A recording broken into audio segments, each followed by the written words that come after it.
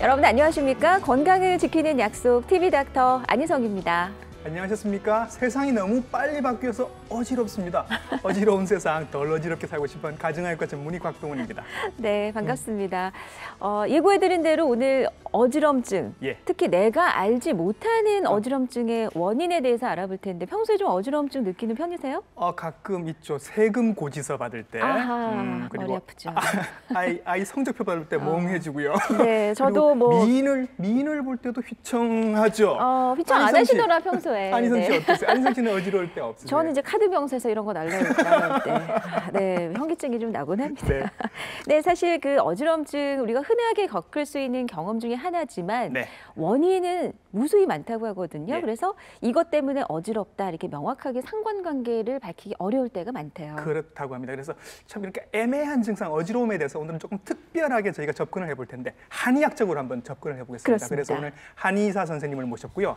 특별하게 오늘은 소개를 본인 스스로 한번 해보시는 걸로요. 선생님, 자기소개 부탁드립니다. 네, 반갑습니다.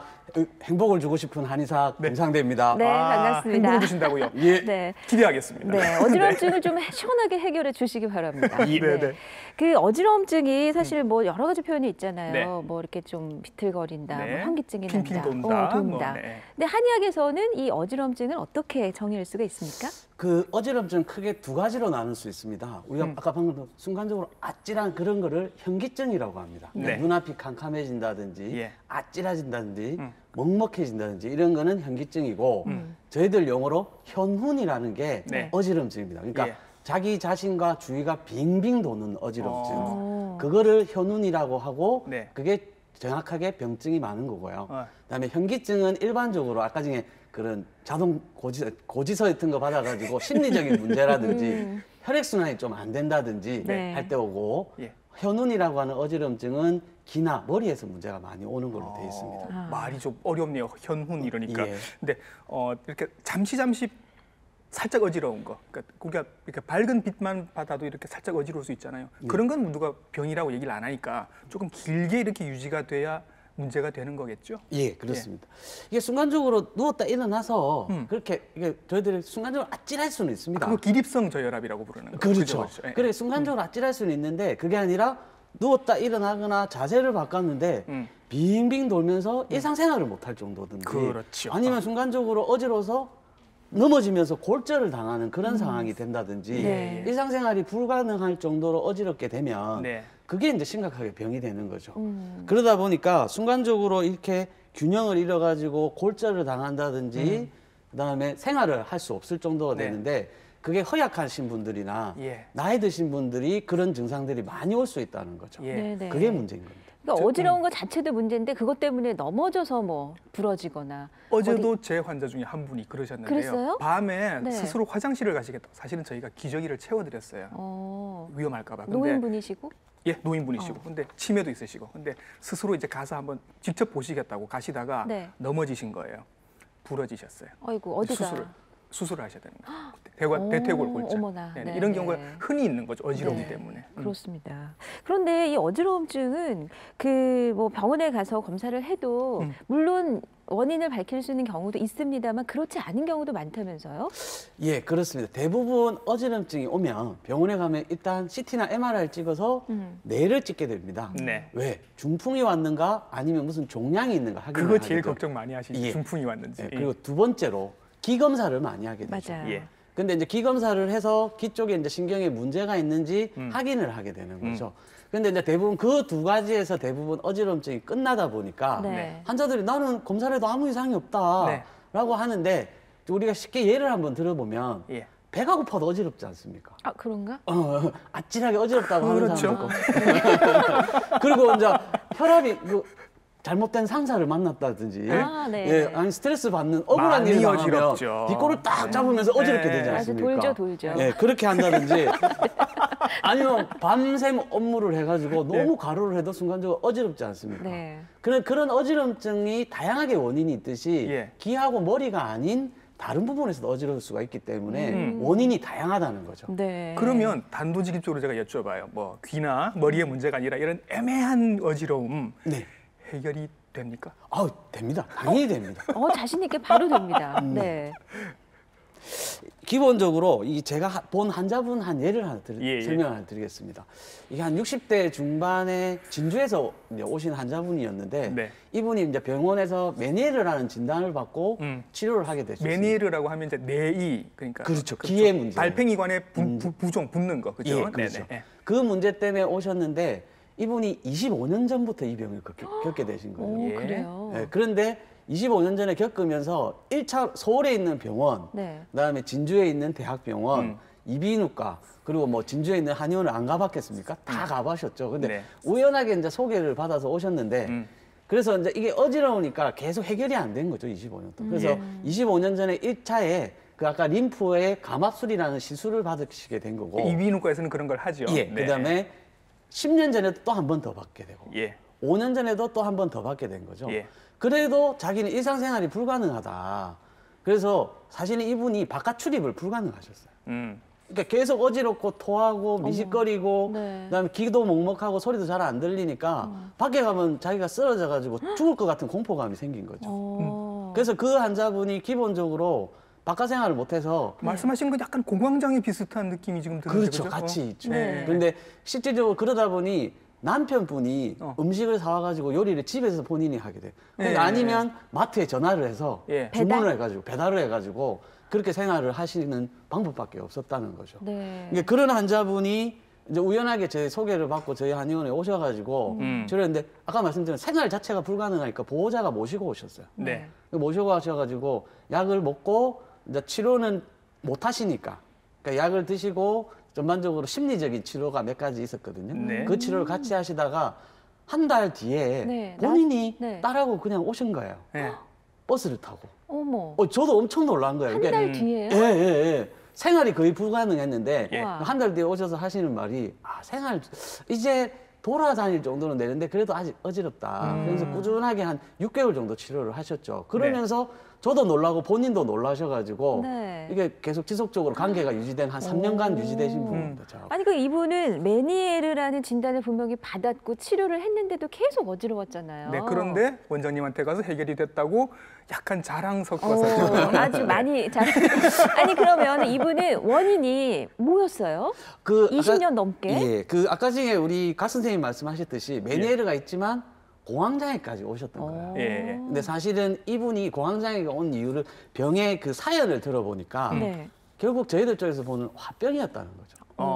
그러니까 화병이라는 범위가 그 요즘 병명으로는 공황장애, 우울증 이렇게 들어가는데 네. 그 결정적인 계기가 다 키우는 자식이 불의 사고로 돌아가신 거예요. 아하. 그러니까 그 충격을 받으니까 메니에르 자체가 기본적으로 있으셨는데 네. 그 화병 자체까지 겹치셔가지고 몸이 쇠약해질 대로 쇠약해지신 거죠. 네. 그러다 보니까 이게 주체했을 정도로 허약해지시고 음식도 못 드시고 이렇게 되다 보니까 그 병의 근본이 화병인 거와 어지러운 증상을 둘 다 치료를 했어야 사실은 좋아지셨다는 거죠. 그러니까 육체적인 기회병도 있었지만 마음의 병인 화병을 치료하시다 보니 그게 근본적으로 접근도가 더 높았다는 거죠. 그러니까 심신이 다 문제가 있었던 분이시네요. 그러네요. 그죠? 화병이 어지러움까지 같이 있으면 그 어지러움을 어떻게 표현을 하셨을까가 궁금해지긴 한데 우리가 보통 어지럽다고 할 때 그냥 저 어지러워요라고 얘기를 잘 안 하시죠.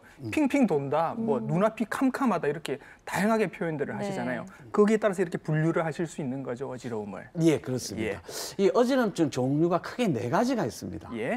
제일 처음에 어지럼증이라는 건 빙빙 도는 어지럼증이 있습니다. 그러니까 나는 가만히 있는데 내 주위가 천장이 이렇게 빙빙 돌아서 이거 내가 술 먹은 사람처럼 빙빙 도는 거죠. 가만히 아까 있는데. 말씀하신 현훈. 예. 그 빙빙 도는 어지럼증의 대표적인 증상이 이석증입니다. 네. 두 번째로 메니에르 증후군이 있고 세 번째로는 전정신경염, 전정신경 저하, 편두통성 어지럼증, 돌발성 난청으로 인한 어지럼증인데 돌발성 난청이 뭐냐면 갑자기 소리가 안 들리는 겁니다. 그렇죠. 갑자기 소리가 안 들리면서 이제 어지럼증이 오는 거죠. 네. 그러니까 이제 급하게 이제 병원을 가야 되고 빠른 치료를 해야 되는 거예요. 네. 이런 게 이제 빙빙 도는 어지럼증이다. 그리고 두 번째로는 비틀거리는 어지럼증이 있습니다. 비틀거리는 어지럼증의 대표적인 게 중풍입니다. 그러니까 뇌경색이라든지 뇌출혈들이 비틀거리는 어지럼증이 되는 겁니다.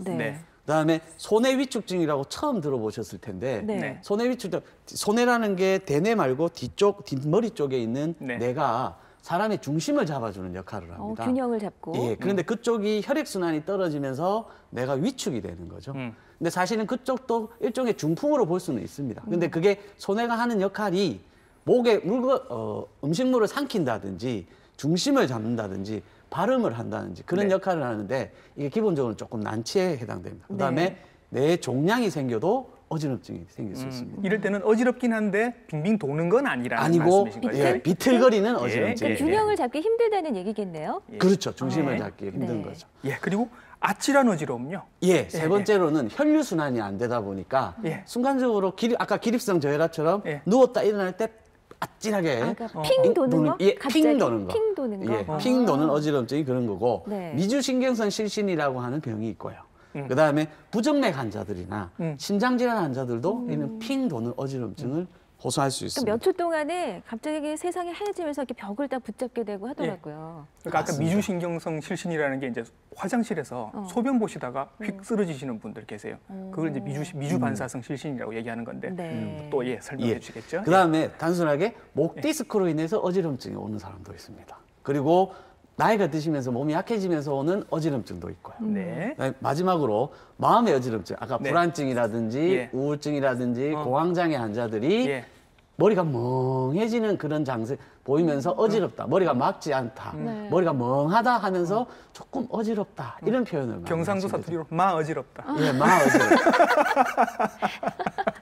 막 어지러운 것까지. 네. 네. 그러니까 어지러움 중에 비슷하지만 또 다른 그 여러 가지 증상들을 말씀을 해주셨는데 네. 그러면은 어지럼증이 이렇게 나타나는 증상들 한의학적으로는 어떻게 얘기할 수가 있을까요? 그 한방적인 원인에 대해서. 예, 방금 제가 말씀드린 거는 이제 병원 검사했을 때 나타날 수 있는 어지럼증이죠. 네. 근데 그 원인이 저희들 쪽에서는 제일 처음에 문제가 음식입니다. 네. 음식을 너무 많이 먹거나 예. 너무 적게 먹어서 다이어트를 한다고 너무 안 먹어도 위장 기능이 문제가 오는 거죠.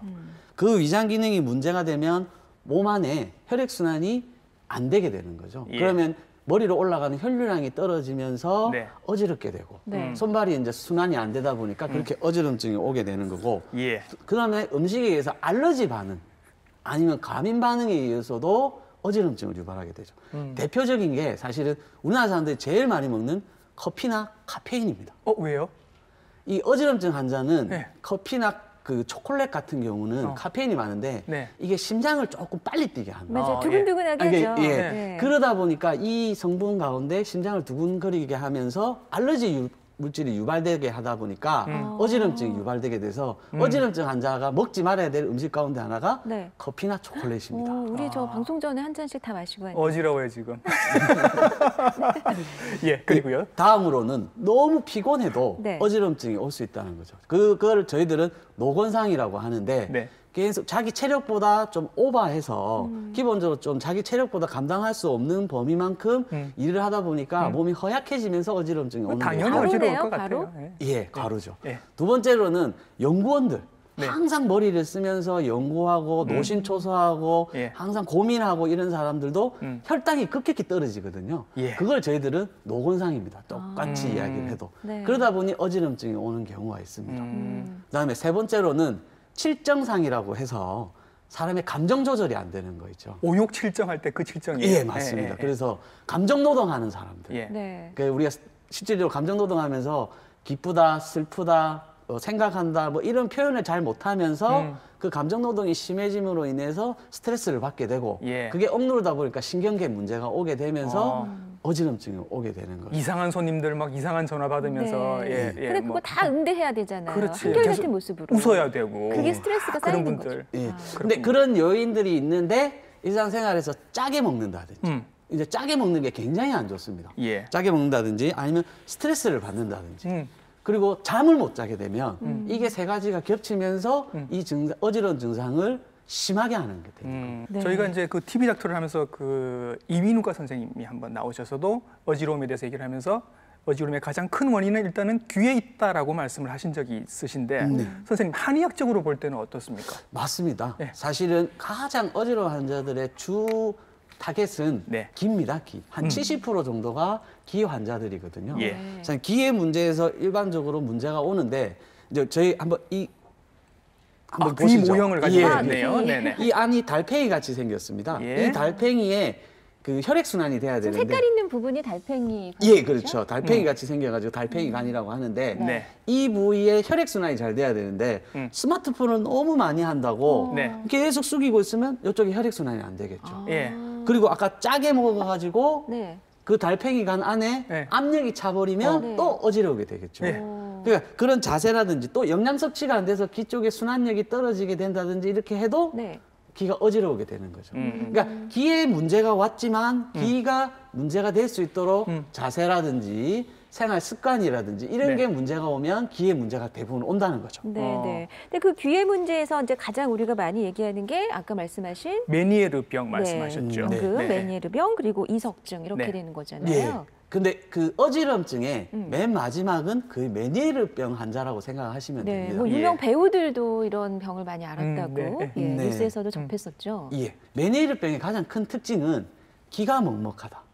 귀가 이게 그래 동부 그럼 속에 우리 들어간 왜 것처럼 비행기 먹먹- tas을 때 갑자기 예, 예. 먹먹해지는 그런 느낌? 예, 맞습니다. 아, 그 그렇구나. 먹먹함에 네. 귀가 어지럽다. 그 다음에 이명이 난다. 귀에서 소리가 난다. 그 다음에 구토가 난다. 네. 소리가 잘 들리지 않는다. 예. 그러니까 귀에서 올 수 있는 모든 증상의 종합 선물 세트인 거죠. 예. 그러다 보니까 그 메니에르병이 오는데 그 원인이 이 메니에르병의 다른 말이 귀 속에 고혈압이라고 합니다. 그러니까 쉽네요. 그죠? 예. 음. 그러니까 그 달팽이 간 안에 고혈압이 되다 보니까 문제가 된 거죠. 그 압력을 빼야 되는데 예. 저절로 빠지지 않는다는 게 문제가 되는 겁니다. 네. 그러다 보니까 그 이비인후과에서는 그 안에 주사기를 넣어서 림프 감압술을 한다든지 그렇게 네. 하는데 아니면 그 물을 빼기 위해서 여러 가지 시술을 하게 되는데 예. 저희들 쪽에서는 기본적으로 그 메니에르 환자들을 대부분 보면 스트레스가 너무 많다는 거죠. 예. 그러니까 아까 이제 연예인들도 메니에르가 많이 오는데 네. 자기 자리를 지키기 위해서 어떻게든 고민을 하게 되고 네. 그다음에 밤낮이 바뀐 생활을 많이 하지 맞아요. 않습니까? 네. 그러다 보니까 가로가 쌓이게 되고 음. 그러다 보니까 어지럼증이 발생하게 되는 가장 큰 문제가 발생하고 그다음에 고혈압이라고 했지 않습니까? 귀 속의 고혈압. 그러니까 우리가 고혈압이 발생하는 가장 큰 원인이 짜게 먹는 걸 못하게 하지 아, 않습니까? 맞아요. 네. 그래서 짜게 먹지 마라. 어. 근데 아까 스트레스 받아서 뒷골이 땡기게 하는 것도 고혈압을 유발하지 않습니까? 네. 그런 것도 중요한 거고 피곤하게 해도 혈압이 올라갈 수 있거든요. 네. 그런 부분들도 고혈압을 유발할 수 있으니까 그렇게 한다든지 또 하나가 메니에르 환자가 또 가장 중요한 게 감기약을 잘못 먹어도 이게 땀을 내다 보니까 네. 네. 몇 가지 감기약들 가운데서는 어지럼증을 유발할 수 있고 아까 말한 초콜릿이라든지 네. 카페인은 심장을 빨리 뛰게 하니까 혈압을 올리게 되니까 또 네. 심하게 될 수 있는 예. 그러니까 그런 생활에서 문제가 많이 올 수 있으니까 스트레스 받는 분들은 이래저래 힘드실 것 같습니다. 예, 귀의 조심하세요. 원인이 70%라고 일단 하셨는데 네. 그중에 이제 메니에르병 설명해 주셨고요. 네. 또 하나 이제 우리가 많이 아는 게 이석증이 있죠. 예. 반고리반 안에 돌 들어가 있는 거. 그렇죠. 그러니까 예. 이석 귀 귀에 안에 돌이 돌. 있는 거, 예, 그죠? 네. 맞습니다. 귀 안에 돌이 있는데 이게 이제 면역력이 떨어진다든지 연세가 드시면 귀 안에 돌멩이가 빠져버리게 됩니다. 그러면 그게 빠지면서 중심을 잡아주는 그 세포가 있는데 그거를 건드리게 되면서 내가 한쪽으로 쏠린 것처럼 느끼게 되는 거죠. 네. 자세가. 그러다 보니까 이석증 환자는 가만히 있으면 하늘이 빙빙 돈다든지 고개를 이렇게 잘못 돌린다든지 한쪽으로 잘못 누워버리면 네. 어지럼증이 오게 되고 심하면 토하게 되는 증상들이 보이게 되는 거죠. 근데 이석이라는 것은 아직까지는 약은 없고요. 네. 이석 정복술이라고 침대에서 이게 바베큐처럼 한 바퀴 탁 돌립니다. 바베큐 돌리듯이. 네. 네. 예, 사람을 한 바퀴 이렇게 딱 돌리면 돌이 그 제자리에 딱 들어가는 걸로 하고 설명을 하게 되죠. 그 돌들은 근데 왜 있는 거예요? 그게 중심을 잡아주면서 흔들거리면서 내가 어느 정도 평소에. 이게 그렇죠.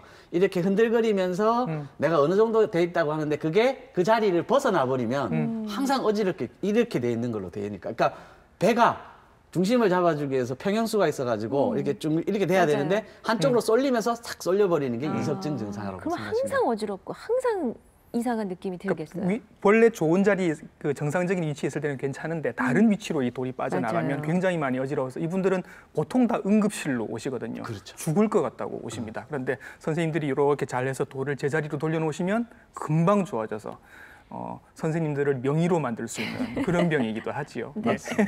자, 그러면 지금 귀 쪽에 문제가 생겨서 발생한 어지럼증 증상을 정리를 해보면 일단 빙빙 돈다. 그리고 내 몸이 뭐 빨려 들어갈 것 같은 그런 느낌이 든다. 네. 네. 그리고 가만히 있을 수 없을 정도로 몸이 흔들린다.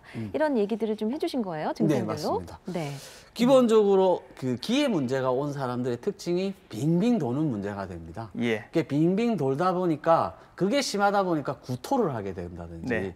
아까 각 선생님 말한 대로 그 빙빙 도는 어지럼증 처음 겪으면 무조건 119에 전화할 수밖에 없습니다. 예. 그러니까 응급실에 가게 돼가지고 그 어떤 상황인지를 파악하게 될 수밖에 없는 상황이고 예. 땅에서 저를 잡아 당긴다. 그다음에 땅에서 저를 잡아 당겨서 훅 꺼지는 느낌이 나고 그게 너무 당황스러우니까 식은땀이 쫙 나면서 열이 오르는 느낌을 받는 사람들도 있게 되는 거죠. 예. 근데 그 기에 의해서 오는 어지럼증하고 빈혈의 차이가 뭔지 아십니까? 빈혈로 인한 어지럼증의 차이가. 빈혈은 그야말로 핑 도는. 아, 참 이거 표현이 참 비슷비슷한데요. 네. 사실은 네. 기에서 오는 어지럼증 환자들은 밥을 못 먹습니다. 빈혈은 안 그런데. 네, 빈혈은 그냥 네. 순간적으로 한번 딱 어지럽기 때문에 밥을 먹어도 미식거리거나 이런 게 별로 없는데 예. 기에서 오는 어지럼증 환자들은 네. 먹으면 미식거려서 토할 것 같은. 그러면 참을미하는 거랑 좀 비슷할 것 같아요. 그렇죠. 참을미하면 밥 못 먹잖아요. 그렇죠. 그거하고 거의 똑같습니다. 빈혈 환자들은 네. 조금 빈혈이 와도 먹을 수 있거든요. 맞아요. 사실은. 예. 근데도 뭐 스트레스나 뭐 공황장애나 이런 거 말씀 많이 하셨잖아요. 네. 그러면 어지러움이 종류에 따라서 치료법이 다 달라진다. 이렇게 이해를 해야 되겠죠? 예, 네. 맞습니다. 그런 거 기본적으로 어지럼증 환자를 보면 저도 다 이 옛날에는 어지럼증만 그 증상만 보고 그 환자를 접근을 한 거죠. 이 환자가 여자인지 남자인지 나이가 드셨는지 젊었는지 이 사람이 체질이 뭔지 구별을 안 하고 이 어지럼증은 그냥 기에서 온 거야. 예. 그러니까 그 기만 치료하면 될 거야라고 생각하고 저도 접근을 했습니다. 그런데 허약한 사람들은 똑같은 치료를 받아도 반응이 너무 느리고 예. 그리고 제가 좀 강한 자극을 주게 되면 너무 힘들어하고 그러니까 체력이 있냐 없냐의 여부에 따라서 그 기간도 달라지게 되고 자극의 강도도 다르게 줘야 되더라는 거죠. 그다음에 실질적으로 또 체질에 의해서 소음인이냐 소양인이냐 태음인이냐 이에 따라서 기본적인 오장육부의 기능이 다르다 보니까 네. 접근 방식이 좀 다르게 되는 거죠. 아. 그리고 몸에 열이 많느냐 추위를 많이 타느냐에 따라서 네네. 열이 많은 사람은 어지러우면 이게 열이 치받아 오르니까 대부분 바로 뽐듯이 토하게 됩니다. 예. 근데 이제 조금 몸에 열기가 없는 사람들은 어지러워도 참을면 좀 미식미식거리기만 하고 손발이 좀 차갑다, 네. 몸이 얼음장 같다 이런 표현을 많이 하는데 그 열이 많은 사람들은 토하는 것처럼 분출하는 듯이 토하고 어지럽고 막 깝깝해가지고 어떻게 할 수 없는 그런 그 환자의 상태를 구별해서 치료를 하게 됩니다. 그러면은 환자 그 개개인에 따라서 예. 그 맞춤 치료를 할 수밖에 없겠어요. 그렇겠죠. 다 네. 다르니까. 네, 맞습니다. 뭐 기억에 남는 환자분 없으세요? 사실 그 기억에 남는 환자분이 있는데 어지럼증은 대부분 여자분들이 많이 오는 병입니다. 예. 남자분들이 어지럽다고 할 정도면 네. 아주 심각한 상태에서 야, 오시는 말을 잘 안 해요. 그렇죠. 예. 참나? 참으시나? 그 남자들이 어지럽다고 하면 좀 이상하게 보죠. 사실 그 저희도 내원하는 환자 보면 10명 중에 한 7명은 여자분, 3분은 남자분인데 얼마 전에 그 40대 말에 공무원이신 남자분이 예, 남자분이 오셨어요. 네. 2년 전에 메니에르가 이제 발생을 하셨는데 이분은 술도 안 드시고 그 운동도 계속 하시고 음식 조절도 평상시 짠 것도 잘 안 드시는데 네. 메니에르가 온 겁니다. 그분은 그때 이 메니에르 올 때 기가 먹먹하다, 미식거린다, 어지럽다, 소리가 잘 안 들린다 이런 걸로 호소를 하셨는데 2년 만에 재발을 해서 오신 거예요.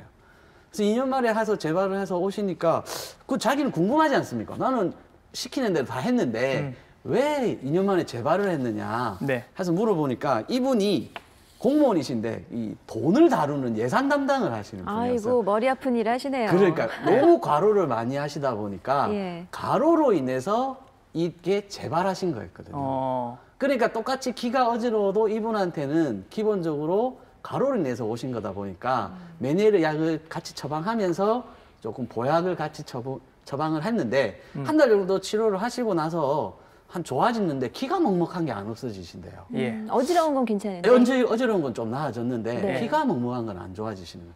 그리고 이명도 조금 많이 좋아지셨는데 예. 먹먹한 게 안 없어지니까 깝깝한 거예요. 잘 안 들리시니까. 그래서 이분하고 계속 사연을 들어보면서 이 얘기를 해보니까 피곤하지 않으려고 우리가 기본적으로 많이 드시는 직장인들이 많이 먹는 것 중에 하나가 커피입니다. 아, 카페인 들어가면 일시적으로 좀 이렇게 좀 풀리죠. 예. 네. 그러다 보니까 잠도 이분이 깨고. 하루에 5잔씩 드시는 거예요. 와. 보통 그 정도 드시지 않나요? 5잔은 좀, 5잔 드세요? 저는 그 정도 마시는 것 같은데. 그러니까 어지럼증 환자들한테는 카페인이 안 좋으니까. 네.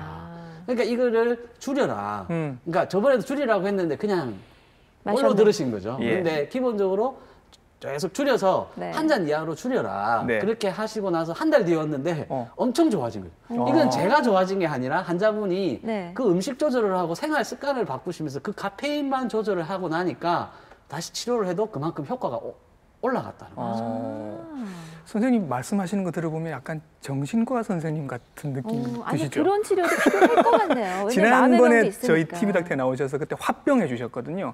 선생님한테는 유독 이렇게 마음의 병이 있으신 분들이 좀 많이 가시는 것 같고 그러니까 제가 한번 여쭤보고 싶은 게 그럼 마음의 병이 있으신 분들 중에 어지러움하고 같이 이렇게 동반돼서 나타나셨던 분 그런 사례가 있지 않을까 싶어서 예, 맞습니다.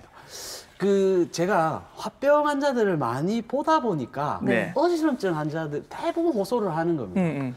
그러다 보면서 어지럼증을 같이 공부를 하게 됐는데 기본적으로 화병 환자들 가운데 요즘 많이 유행하는 화병이 공황장애입니다. 맞아요. 네. 연예인들한테도 네. 많이. 그 일반인들한테도 왜 남자분들도 많이 오게 되는 이유 중에 하나가 공황장애를 계속 분석을 저는 해보니까 네. 심리적으로 문제가 왔지만 예. 과로를 너무 한다는 거죠. 밤낮이 바뀐다든지 너무 업무의 스타일이다 보니까 공황장애 왔는데 제가 본 환자의 공황장애 여자분은 40대 초의 여자분인데 네. 이분은 처음에 공황장애 때문에 저희 한의원에 온 게 아니고 다이어트를 하려고 오신 거예요. 예. 다이어트를 한 2015년도에 자기가 허리 디스크 수술을 하고 난 다음에 예. 너무 아프니까 이제 스테로이드 주사를 주기적으로 맞은 거예요. 살이 쪘구나 그래서. 네, 그래서 한 20kg 정도가 쪄버린 거예요. 아이고. 네. 그러다 보니까 자기는 이제 다이어트 때문에 일상생활이 불가능하다. 예. 근데 이 사람이 원래 가지고 있던 지병이 공황장애가 있었던 거예요. 근데 몸무게가 20kg까지 느니까 그 지방이 사실은 독소로 작용을 해버리니까 네. 신경계에 문제가 오니까 공황장애와 몸이 굉장히 많이 부어버리게 된 거죠. 예.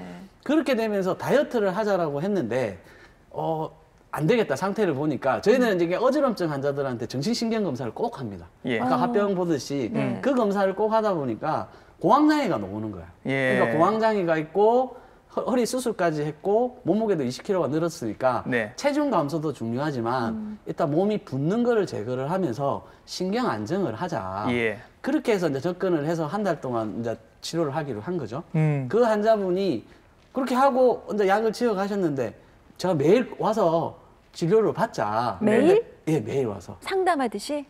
상담도 하고 네. 침 치료도 계속 아, 받고. 침을 맞으셨구나. 뜸도 뜨고. 네. 왜냐하면 이제 살을 빼고 싶어 하시니까 예. 이제 지방 분해에 도움이 되는 이제 여러 가지 시술을 같이 하자 네. 했는데 한 2주가 돼도 안 오시는 거예요. 2주간 한 번도 안 오셨다고요? 예, 예. 어머. 약만 받아가고 안 오시는 거예요. 예. 왜 그렇지? 그래가지고 전화를 하게 됐죠. 네. 왜 안 오시냐? 이랬더니 원장님 제가 바깥 출입이 잘 안 됩니다. 원래 힘듭니다. 그러니까 움직여도 허리가 너무 아파서 움직이기도 힘들고 예. 그 두근거려서 이게 너무 사람들 많은 데를 가면 시끄러운 데 가면 힘듭니다. 그래서 출입이 안 되는데 한 2주 정도 지나고 나서 조금 안정이 되면 그렇게 해서 하겠습니다. 하면서 이제 또 2주가 지나서 오셨더라고요. 좀 나아지셨냐고 했더만 조금 진정이 많이 됐다고 옛날보다 진정이 되셨는데 그 사이에 이분이 공황장애 약도 하루에 2번 드시고 그다음에 마약성 진통제까지 드셨어요.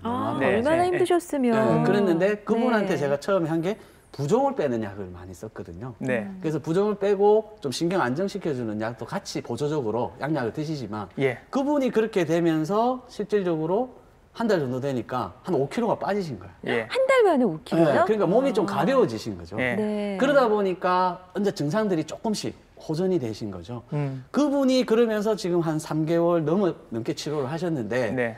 이제 양약 끊은 게 아니고 양약 드시는 것도 반으로 줄고 예. 마약성 진통제 그 의존하는 것도 많이 줄게 되면서 공황장애 증상이 많이 없어지면서 어지러운 것도 많이 없어졌다고 얼마 전에 수박을 사들고 고맙다고 어머나, 진짜 많이 그러면서, 건강해지셨네요. 네, 그러면서 웃으면서 우리 직원들하고 이제 얘기를 하면서 온 환자 케이스에 살짝 자기 자랑을 잊지 않으세요? 아니 근데 진짜 보람이 있으실 것 같아요. 이렇게 확연하게 예. 어떤 그 좋아지는 그래프를 딱 확인하게 되면 네, 맞습니다. 주로 근데 어떤 분들이 이런 증상을 좀 현대인들의 뭐 스트레스가 많다고는 하는데 많이 그 호소를 하시나요? 이 어지럼증 환자는 한 70%는 여자분이고 30%는 남자분입니다. 네. 그리고 육체 노동 하시는 보다는 정신 노동 하시는 분들이 굉장히 많습니다. 예. 그래서 스트레스 받고 이런 분들이 굉장히 많고 여자분들이 많은 이유가 뭐냐면 남자들에 비해서 우리가 많은 스트레스에 조금 예민하세요. 그리고 근육량이 떨어지다 보니까 체력도 떨어지게 돼요. 네네. 그러니까 스트레스에 대한 역치가 여자는 남자보다 조금 낮은 것 같아요. 그래요. 예, 좀 같은 자극을 줘도 좀 스트레스를 더 많이 받는.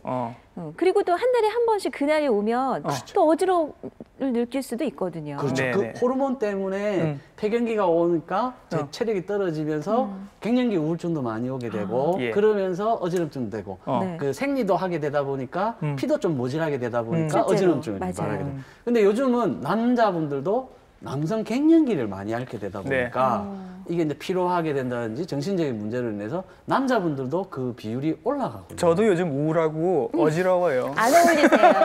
전혀 안 그래 보이시는데. 그래서 아까 말씀하신 환자분들 주로 보면 이제 여성분들 많으시고 예로 드신 환자분들도 조금 연세가 약간 이제 중년 여성들 그렇죠. 그죠? 그러니까 뭐 이렇게 결혼해서 자식들 시집장가 보내고 이제 남편하고도 조금 이렇게 소원해지고 뭔가 집에 혼자 약간 있고 이런 분들이 우울증도 조금 오면서 뭐 어지러워하시고 이런 경우가 있지 않을까? 예, 맞습니다. 빈둥지 증후군이라고 아까 자식들 보내놓고 남편하고 소원해지면서 자기 혼자 딱 있으면 내가 이때까지 해놓은 게 뭘까라는 생각이 들면서 우울해지게 되는 거죠. 네. 그러니까 폐경기 여성들이 가장 많이 오는 게 갱년기 우울증이 많이 오게 됩니다. 네. 그러다 보니까 이 사람들이 의욕도 없고 입맛도 떨어지고 만사가 귀찮고 그다음에 잠만 자게 된다. 네. 아니면 아예 잠을 못 자게 된다든지 이런 증상을 보이게 되는 증상이 갱년기 우울증을 보이게 되는데 그 환자분들 가운데 대부분 이 환자분들이 한의원에 내원할 때 남편 손에 끌려와서 보약이라도 한 잔 먹어라. 그러니까 의욕도 없고 식욕도 없고 그냥 만사 귀찮아하니까 네가 힘든가 보다라고 생각하고 보약이나 한 잔 먹어라라고 데리고 오는데 이런 내용을 들어보면 신경 검사를 하게 되는 거죠. 예. 사실 그러면 남편이 그걸 받아들이세요? 그러니까 보약 지어주려고 왔는데 이게 사실은 갱년기 뭐 우울증이다. 남편하고의 관계가 소원해서 이런 거다. 그쪽으로 치료를 해야 된다고 하면 남편이 끄떡끄떡 하세요? 제 앞에서는 끄떡끄떡 하고 가시죠.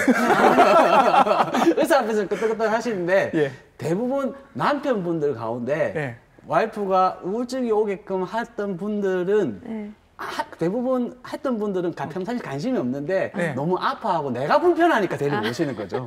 그 우울증 오게 안 했으면 그런 증상이 없는데 항상 와이프한테 잘하시는 분들은 그런 증상이 없는데 왜 데리고 오겠습니까? 내가 불편하니까 남편이 불편하니까 데리고 오는 거죠. 남편들이 이렇게 단순하고 이기적입니다. 일단은 뭐 어지러움증에 대해서 우리가 한의학적으로 접근 이렇게 지금 얘기를 하고 있는데 점점 일이 지금 커지고 있는 것 같은 느낌이 들긴 합니다만 좋네요. 일단 우울증 얘기도 하고 갱년기 얘기도 하고 좋습니다. 그런데 우울증이 이렇게 쉽게 낫기가 어려운 것처럼 이런 우울증이나 여러 가지 마음의 병으로 어지러움이 있었던 분들은 완벽하게 치료하기도 좀 어려울 것 같고 그다음에 또 치료가 조금 됐는데 또 재발도 할 것 같고 그렇거든요. 어떠세요? 맞습니다. 이게 어지럼증은 마음의 병은 본인이 만들었거나 아니면 주위 환경에서 오는 겁니다. 이게 본인이 아주 안달이라고 하지 않습니까?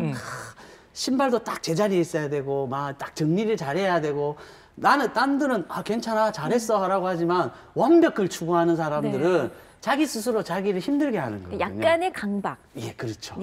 그걸 가지고 있는 사람들도 자기가 만든 거고 네. 나는 아닌데 주위 모든 사람들이 나한테 스트레스를 주는 거죠. 그러니까 엄마가 아빠가 자식한테 니는 잘 돼야 돼, 공부 열심히 해야 돼 이런 것부터 시작해서 어렸을 때부터 계속 압박을 준다든지 아니면 직장 상사들이 이거 이렇게 해야 돼, 당신이 왜 이걸 못하냐 이런 식의 이야기를 하다 보면 주위 환경이 그렇게 하다 보니까 자기 자신이 바뀌든 주위 환경이 바뀌어야지만 이 마음의 병은 좋아지지 않겠습니까? 네. 예, 그런 정신과적인 문제들은 그 환경이 안 바뀌다 보니까 그게 문제가 되는데 근데 사실은 그런 문제들이 조금씩 왔을 때 자기가 빨리 인식을 하고 그걸 빨리 벗어나야 되는데 그렇게 안 하고 그 안에 계속 갇혀 있는 거죠.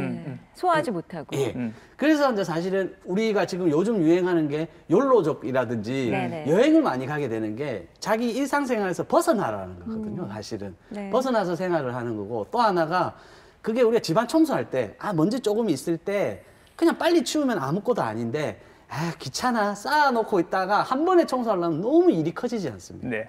그런 것처럼 마음의 문제가 살짝 왔을 때도 그때그때 해결하면 그게 신경에 문제가 안 오는데 괜찮겠지 위안을 삼고 있다가 아니면 자만심에 나 이 정도 이길 수 있어 이렇게 생각하고 있다가 예. 그게 터져버리니까 예. 문제가 된다는 거죠. 네. 그렇게 자꾸 재발하신 환자분도 혹시 보신 적이 있으세요?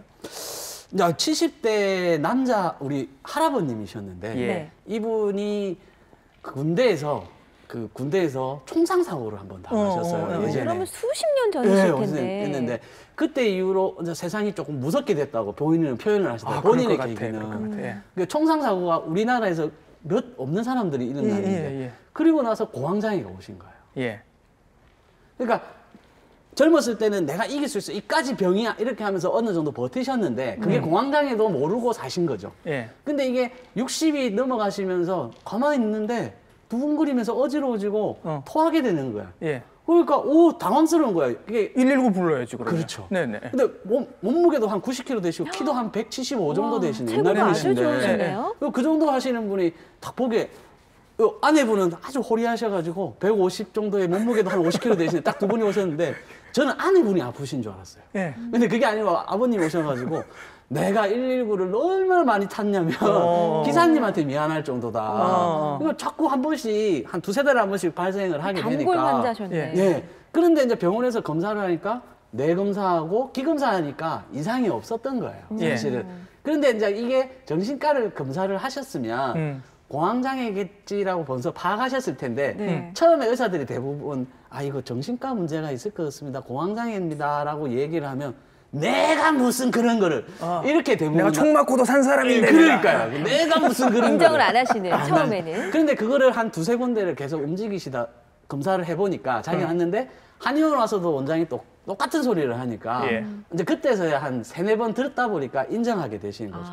그래서 그 공황장애가 양약도 드시고 한약도 드시면서 같이 좋아지시고 서서히 양약 줄이면서 한약 드시면서 안정이 되신 거죠. 그렇게 해가지고 치료가 됐습니다. 그런데 재발을 했다라는 말씀을 지금 하시는 거죠. 그렇죠. 예. 그런데 3년 만에 오신 거예요. 예. 3년 만에 오셨는데 왜 오셨냐?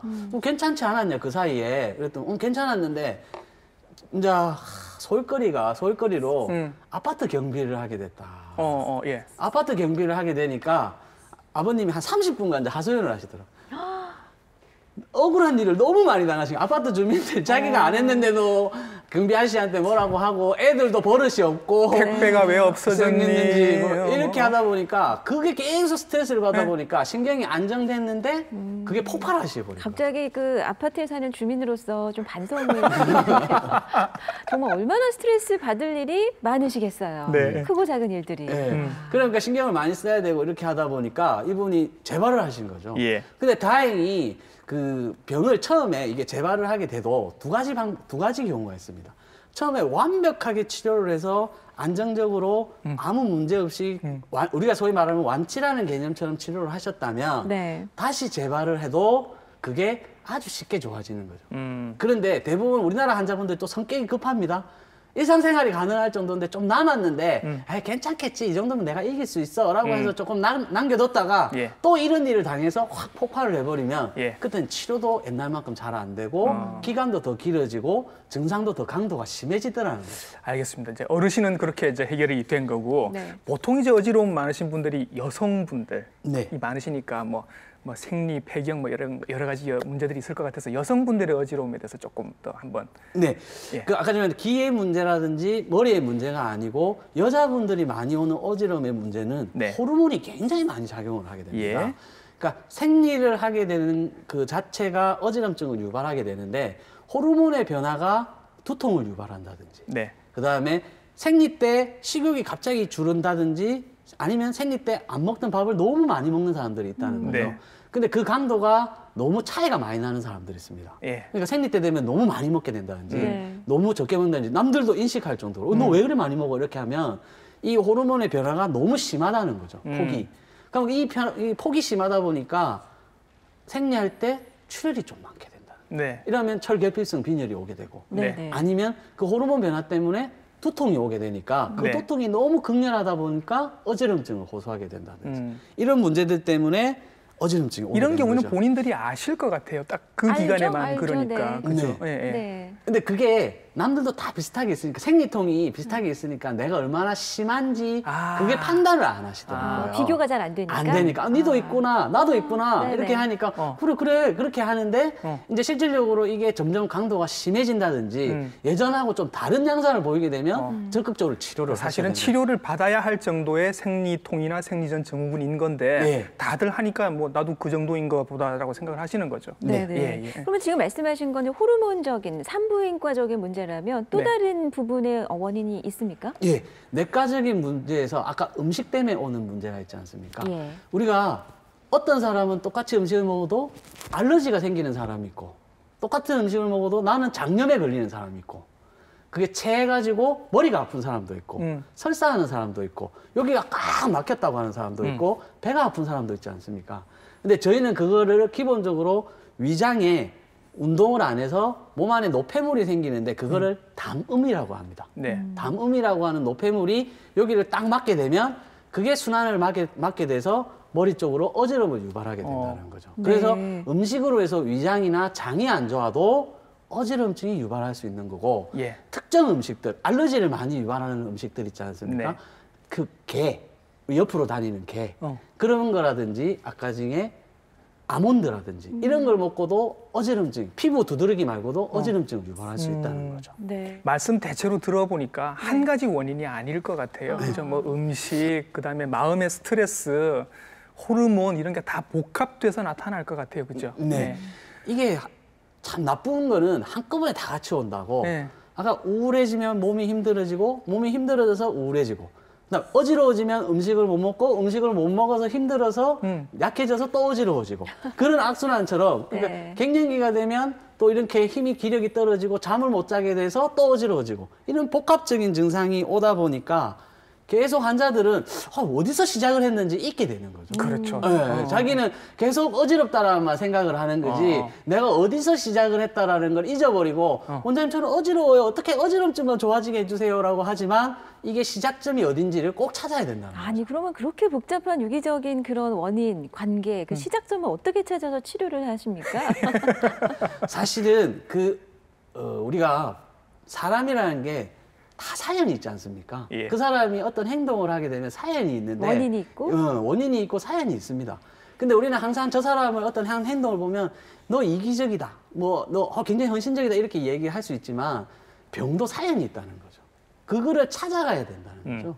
그 병을 찾아가면서 이 사람을 봐야 되는데 예. 그런 걸 보지 않고 자꾸 사연 없이 어지럼증만 자꾸 보게 되고 당신은 기만 문제니까 기만 치료하면 돼 이게 아니라 스마트폰을 하루에 10시간씩 하고 컴퓨터를 10시간씩 하면서 자세가 나쁜 사람한테 네. 기가 문제가 왔는데 자세를 바꾸라는 소리를 안 하면 계속 나는 어지럽고 약 먹을 때만 좋아지고 원장님 다시 또 어지러워요 이런 얘기를 하게 되는 거고 예.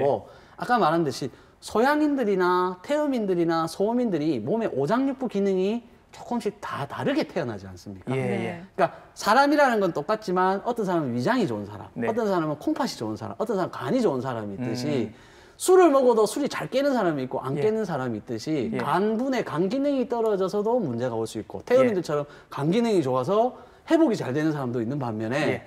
소양인들처럼 위장은 좋은데 콩팥이 약해가지고 체력이 없는 사람도 있어요. 그런데 우리가 착각하는 사람들 가운데 소양인들이 다 위장이 좋은 게 아니라 네. 몸이 찬 소양인들은 소화가 안 됩니다.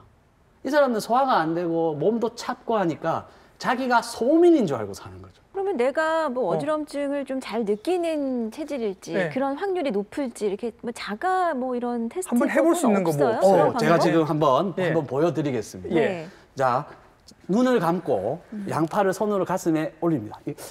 한번 따라해 보시죠. 네. 그래서 눈을 감은 상태에서 제자리 걸음을 걷습니다. 네. 50발자국 정도를 걷습니다. 네. 네. 자, 제자리 발자국을 걷는데 대부분의 중심이 잡혀 있는 사람은 예. 왼쪽이나 오른쪽으로 몸이 틀어지지 않습니다. 살짝 어지러워요. 아니 약간 중심 잡기가 힘들다고 네. 하나? 한 50걸음 정도를 걷고 예. 그다음에 이제 눈을 뜨는 거예요? 예, 그 자리에 제대로 멈추는 거죠. 이제 멈춰서 떠요? 눈을 뜨시는 거죠. 네. 그런데 딱 자기가 위치를 보십시오. 그래서 몸이 많이 20도 이상 틀어져 있는 사람들은 좌측, 우측의 신경이 틀리다는 거죠. 선생님, 약간 정석이 오른쪽으로 맞으세요? 돌아가 있어요, 지금. 약간 정도는 누구나 가능해요. 저는 약간 왼쪽으로 돌아간 것 같아요. 그렇죠. 예. 근데 그 선생님 기준이 쪽으로. 20도 이상이라는 거죠. 아. 근데 심한 사람들은 네. 이렇게까지 돌아가 있는 사람이 있다는 아. 거죠. 네. 그러니까 그 좌우측의 차이가 있고 네. 두 번째로는 예. 네. 이 상태에서 이 양팔을 이렇게 하지 마시고 예. 이렇게 한 상태에서 앞 뒷발을 나란히 네. 나란히 앞 뒷발 앞뒤로. 나란히 예. 이렇게 한 거랑 이렇게 해서 10초를 버티고 반대쪽으로 또 발을 바꿔서 네. 눈 감고 뜨고 눈 감고 감고요. 눈 감고. 눈 네. 감고 예. 자, 비틀비틀해요, 약간. 네. 비틀비틀. 그러면 또 반대발로 한번 해보십시오. 반대발도 똑같은 증상이 나오는지. 예. 어, 넘어지지는 힘들어요. 않는데 많이 네. 비틀거리는 것 같아요. 예. 네. 그래서 왼쪽 오른쪽에 차이가 많이 나는 사람일수록 아. 어지럼증이 온다는 거예요. 아니 비틀거리는 정도가 비슷하면 괜찮아요? 비슷하면 같이 약화돼 있거나 아니면 정상이라는 거죠. 근데 차이가 많이 나는 사람은 그렇고 예. 마지막 세 번째로는 예. 우리가 좀 우스운 자세지만 합자세를 이렇게 탁 취해보십시오. 아 이거 어렵잖아요. 이건 눈 떠도 돼요? 예, 눈 떠가지고 합자세를 하고 예. 오른발을 할 때는 괜찮은데 예. 또 왼발로 한번 해보십시오.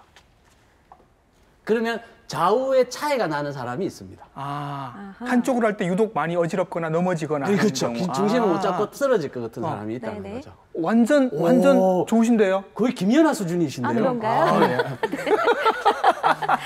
근데 이게 좌우의 차이가 나면 네. 근력도 중요하기 때문에 근력이 약해져도 그러면 걸을 때 뒤뚱뒤뚱 걷는다는 아, 소리죠. 이렇게. 좌우의 차이가 난다면. 네. 그러면 이게 내가 흔들리지 않습니까? 그러면 네. 어지러울 수 있다는 걸로 이해하시면 됩니다. 그렇군요. 네. 예. 그러니까 평소에 내가 어지러움을 잘 느낄 체질인가 그렇지 않은가 그 확률을 조금 미리는 알 수 있겠네요. 그래서 그래요. 대처할 수 한번 있고. 해보시면 재밌을 것 같아요. 네.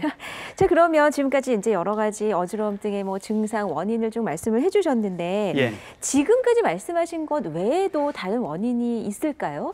그렇죠. 그거 말고도 아까 중에 현기증, 아찔한 어지럼증에 보면 기립성 저혈압 환자, 혈압이 낮아서 네. 못 따라가서 오는 어지럼증이라든지 아니면 부정맥 환자들, 네. 심장 뛰는 게 그러니까 부정맥을 가지고 있다고 해서 다 어지럽지는 않지만 부정맥 환자가 오래돼서 몸이 안 좋아지면 어지러울 수 있고 네. 그다음에 심장이 붓거나 심장 기능이 약해져 가지고 머리로 올라가는 혈액순환이 떨어지면서 어지러워지는데 이 사람들의 공통적인 특징은 사실 다리에 치가 내린다든지 예. 손발이 저리는 증상도 같이 동반할 수가 맞아요. 있습니다. 혈액순환에 문제가 예. 있으시더라고요. 예, 그런 문제가 있고 그 다음에 경추에 의해서 교통사고가 난 다음부터 어지럽기 시작한다. 아. 아니면 장시간 운전을 하는 운전기사분들 가운데서 예. 어지럼증을 호소를 하는 분들이 있고 스마트폰을 너무 많이 해서 어지럼증이 오고 예. 그 스마트폰 하면서 누워서 목을 꺾어가지고 이렇게 많이 하다 보니까 그러면서 경추에 의해서 오는 어지럼증도 있는 거죠. 예. 원인이 너무 많아서 뭐 하루 종일 또 얘기할 수 있을 것 같긴 한데 그래도 정말 조심해야 될 어지러움이 있을 것 같아서 이거는 이런 어지러움이 있다고 하면 바로 병원으로 가봐야 한다. 그런 어지러움도 있을 거잖아요. 예, 맞습니다. 중풍이 오기 전에 어지럼증 증상이 있다는 거죠. 예. 이 환자들은 한쪽 팔이 마비가 온다든지 한쪽 팔다리가 마비가 온다든지 네. 팔다리 쪽이 힘이 빠진다든지 물체가 두 개로 보인다든지 한쪽 시야가 가려진다든지 네. 그다음에 말이 어눌해진다든지 그다음에 두통이 너무 심한데 두통약을 먹었는데도 안 가라앉는다든지 이렇게 돼버리면 중풍이 올 수 있는 확률이 굉장히 높아지죠. 그러면 네. 빨리 내원하셔서 진료를 받고 치료를 하셔야 되고 아니면 응급실을 바로 가셔야 되는데 네. 그 골든타임을 놓쳐버리면 네. 네. 중풍 때문에 어지럼증이 문제가 아니라 중풍 때문에 평생. 너무 평생 고생하시게 되는 상황이 발생한다는 그 거죠. 골든타임이 우리 얼마로 알고 있는 거죠? 중풍? 제가 알기로는 3시간 뭐 보통 심근경색도 그렇고 뇌졸중도 그렇고 3시간 3시간 정도 얘기를 하죠. 정도. 네. 하여튼 3시간 이내에는 예. 반드시 병원을 내원하는 것이 좋다. 예, 네. 뭔지. 네. 자, 그러면 이제 어지러움증 뭐 고생하시는 분도 있을 수 있고 아니면 네. 이제 미리 예방하는 차원에서 당부의 말씀을 좀 부탁드릴게요. 네. 어지럼증은 제가 가지고 있는 병의 줄기가 가지입니다. 사실은. 그러다 보니 어지럼증이 왔다 하면 기본적으로 내가 어느 병이 나왔으니까 내 몸이 알아달라고 하는 신호입니다. 네. 그러다 보니 그 병의 줄기를 따라서 그 병이 온 사연을 이해해야 됩니다. 네. 그래야 그것을 정확히 알고 받아들이고 그래서 진단하고 치료를 하게 된다면 전혀 두려워하실 필요 없이 어지럼증에서 벗어나실 수 있을 겁니다. 네. 긴 시간 정말 좋은 말씀 많이 해주셨는데 일단 여러분 3가지만 아시면 될 것 같습니다. 어지러움이 상당히 원인이 많다. 그리고 많은 분들이 어지러워하고 계신다. 그리고 조심해야 될, 신경 써서 바로 병원에 가야 할 어지러움이 몇 가지가 있다. 이 정도만 아셔도 충분할 것 같습니다. 네. 정말 그동안 우리가 잘 알지 못했던 어지럼증의 여러 가지 원인을 오늘 아주 속 시원히 잘 알려주셨습니다. 김상래 한의사께 감사드립니다. 고맙습니다. 수고하셨습니다. 예.